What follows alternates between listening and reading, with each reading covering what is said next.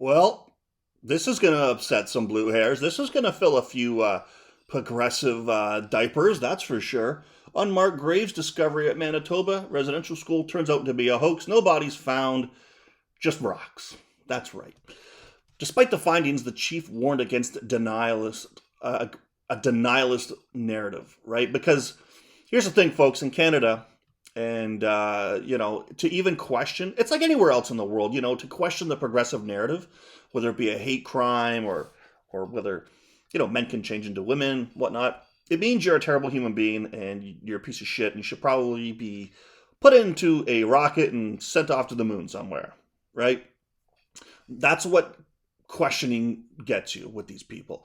Um, and here's an article by Jonathan K. and Quillette. It says, in Canada, asking for evidence now counts as denialism. I was listening to a Canadian talk show host. Her name is Reshmi Nair.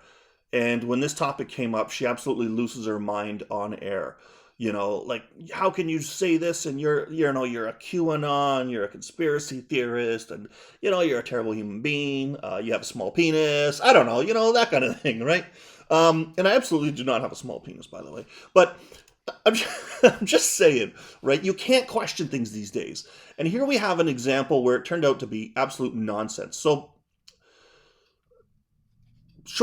basically, this article says Chief Derek Nepanak, right, of this particular tribe, gets the cops in, gets some archaeologists in, they dig around, and they find no evidence of a mass grave. Underneath this church, Our Lady of Seven Sorrows.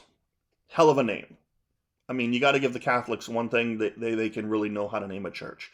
But, anyways, there's no evidence, right? And so he says, oh, we don't want denialism to be rampant, though, just because we didn't find any bodies. But the thing is, dig up the graves. Let's find out the truth. If finding out the truth makes me an hysterophobe, I'm okay with that. If living in reality makes me an hysterophobe, thumbs up, baby. I'm cool with it. It doesn't bother me in the slightest to be called that. But the problem is with this whole residential school thing is the media. The media blew it up, and without any evidence whatsoever, they just fucked it all up. And as a result, everyone's got their orange sticker. Those people who jump on the latest thing and they got a virtue signal with the Ukrainian flag or their orange "Every Child Matters" sticker, that sort of thing on their car. The media just blew that up, right? We got Trudeau here, absolutely the biggest waste of skin in this country, kneeling with a teddy bear. So think about that. This guy is trying to score political points on what could be the bodies of children. He's got a teddy bear. How much you want to bet he walked off out of frame of the camera and was like, here, fucking take this thing, Um, absolute lunacy. But the media did this, right? They fucked. Hey, look at that. Totally a coincidence. My Trudeau says you're racist t-shirt. But the media went with this. And, so Jonathan K. again writes this article, a media-fueled social panic over unmarked graves. But we haven't found bodies yet. And he goes on to say how publications like the New York Times, with a headline like this, horrible history, mass grave of Indigenous children reported in Canada. Because when this story broke, it was all about the mass graves, I'm like, are you fisting me right now? Mass graves? Like, watch some World War II footage. That's a mass grave when they're using bulldozers and shit. A mass grave implies you got a giant hole, and like a lot of bodies you got to get rid of. Can you picture it? Like, there's Father Joe and Sister Mary, right? Father Joe's like, Sister Mary, put your back into it and dig that mass grave. We got 200 dead kids here we got to get rid of, It's just, but this is the media. They actually report this shit, Um, Basically, Manitoba got Jussie Smolletted with this one, right?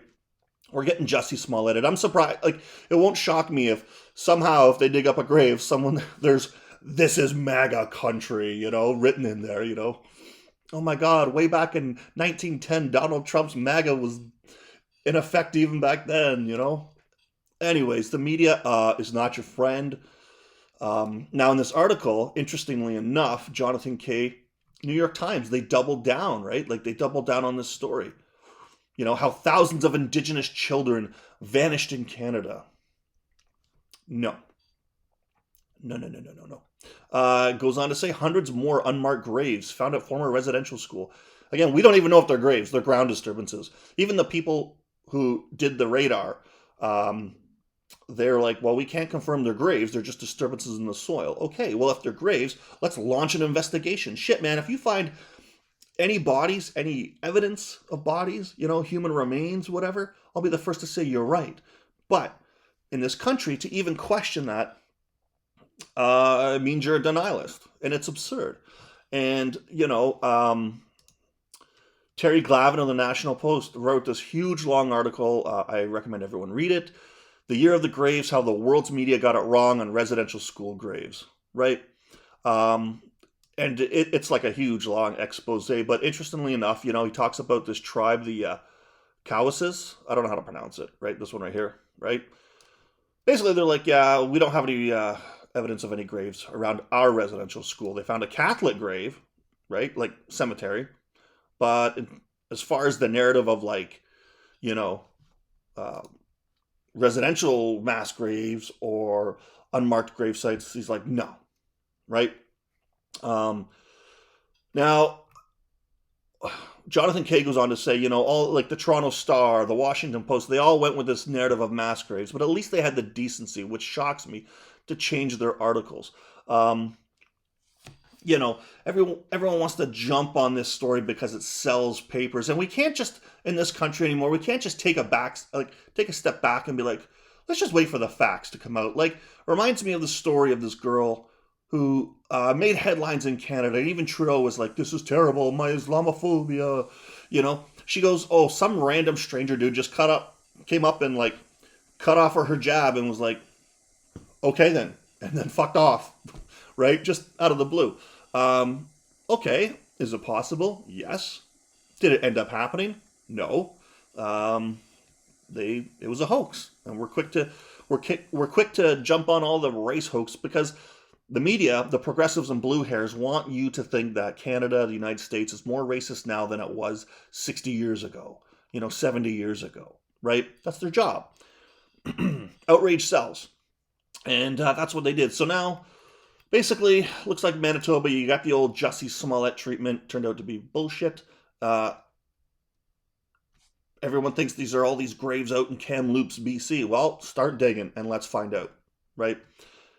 If it makes me a denialist, you can call me whatever the hell you want. I don't care. But, the truth matters, right? The truth matters. Not to these people, not to the blue hairs, right? They don't give a shit. They just got their agenda. But it does matter. So, listen, if you like this video, I got shit to do today, so I'm going to keep it short and sweet, okay?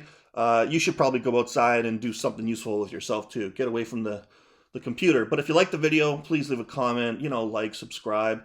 In Canada, we got Bill C-11. I would like this video to be seen outside of this country, but it's probably not going to be because Canada sucks right now, like it really does. So do me a solid and hit the like button, okay? Peace out.